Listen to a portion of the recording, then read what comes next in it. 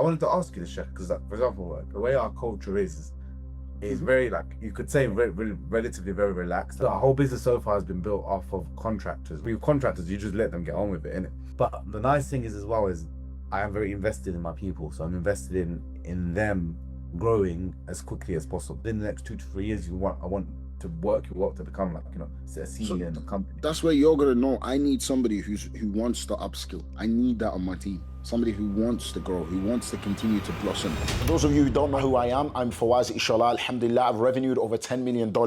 I've worked with over 800 Muslim entrepreneurs, and our clients now generate over $500 million annually. I've hired certain individuals in my life that weren't the most qualified for the job originally, but wallahi, just because of they fit the culture of our company so well, I could never see this person leaving. So it's as well understanding your cultural values. Like, and I know a lot of people, what do? They open a document and they put, these are our cultures. These are all things that sound nice and pretty. These are our company cultures. But you want to think, what are our actual cultures? What are the values that we hold? I can tell you some of our values in the company is like, you have to care about people in my company. If you don't care about, we care about each other. We care about our clients. You have to care. But some people, like, they're so self-focused that they just forget it's like, I care, but it's not my priority. My priority is me, all right? Mm-hmm. So I found that people like that don't work well in the team. That's nothing wrong with that. Just doesn't fit the culture of how we work as an organization, right? And if you genuinely don't have high aspirations, I've also found, again, same thing. So you need to start to understand, well, what are the values that are not going to work well because of the way our company is set up? I would even ask yourself, like, okay, the hire I have right now, right? It's just like, what makes me love her in the company? So much prevention can be done when you just have these conversations up front. Like, I found with employees, like I make it clear, like, if you genuinely are the kind of individual that wants to close his laptop at 6, this is definitely not going to be the correct working environment for you. And what that does is 2 things.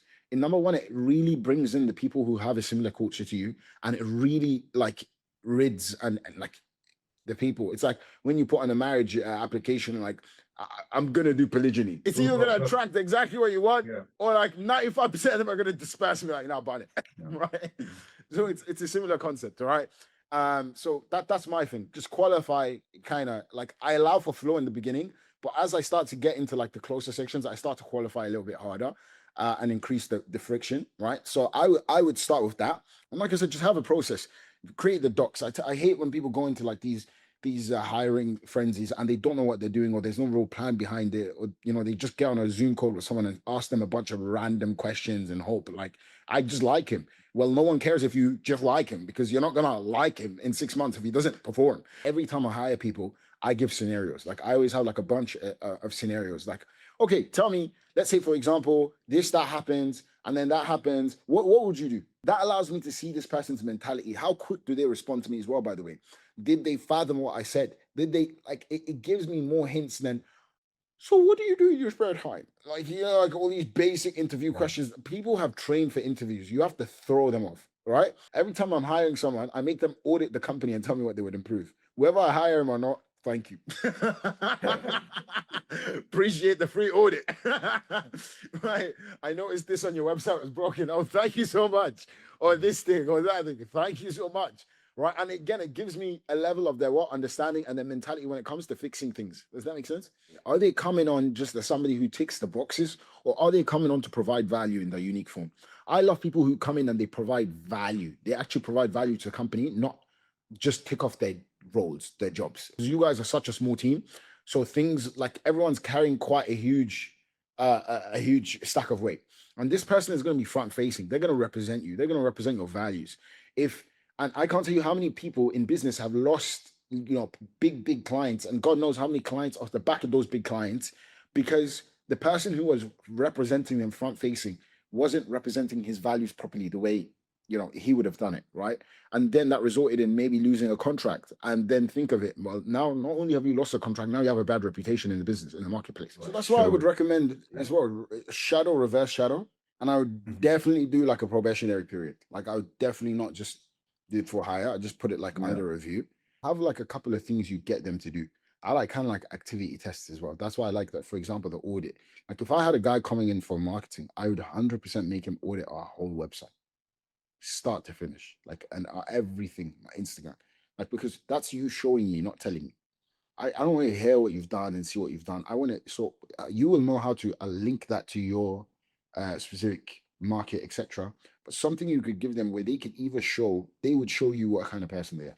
How do you sort of like iron out time wasters? Because some people, man, like I've interviews in the past, bro. The brother didn't even bother turning his camera on. Yeah, the guy was like just a bit like you could barely get a word out of him. It was just awkward, just like sitting there like thinking, why am I here? Yeah, and it was like this was something that was recommended to me by a brother, and it's just why am I here? Like, This is where I would pre-frame. You have to understand, when you're selling a job role, it's kind of the same thing as you marketing a product, right? You're selling something. Obviously a job is a little bit better, but as you start to get better talent, it's all about your copy as well. How great is your ads? Does it remove the right people, while at the same time attracting the right people as well? So this again, something we noticed even in the EA company when we're recruiting. It's like we have to be super clear about the kind of people we want in the ad as well. So it like I said, it disperses the people who aren't what we're looking for, while at the same time attracting the exact people we are looking for, right? Now that can sometimes means that you get a little less applications than normal, but those applications will be a lot more qualified. So this is always the balance in business, even in marketing and in hiring. It's like, how do we not put too many qualifications where we it's too fine and we're not getting enough flow, etc., while at the same time making sure we have enough openness for them to be attracted, etc. So that's really the balance. But what I would say, like I said, just it's how you communicate it, right? Try to communicate in a way where, by the way, there's an email sent out on this meeting. Come as buzzy as possible with your camera on. Make sure all of that is sent pre.